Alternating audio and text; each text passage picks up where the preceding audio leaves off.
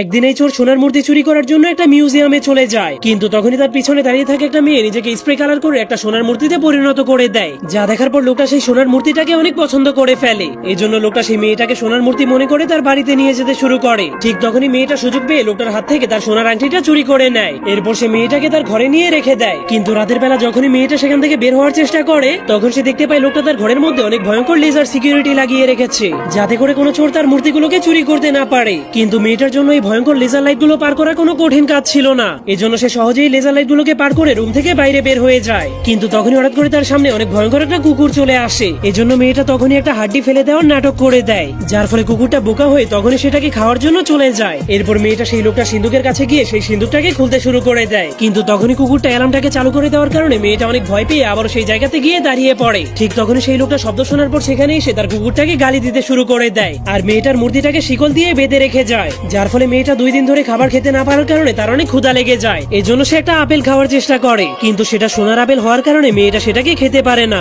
এজন্য সে একটা মূর্তির কলসি থেকে পানি খেতে শুরু করে দেয়, যার ফলে তখনই তার প্রস্রাব ধরে যাওয়ার কারণে সে ওই কলসির মধ্যেই প্রস্রাব করে দেয়।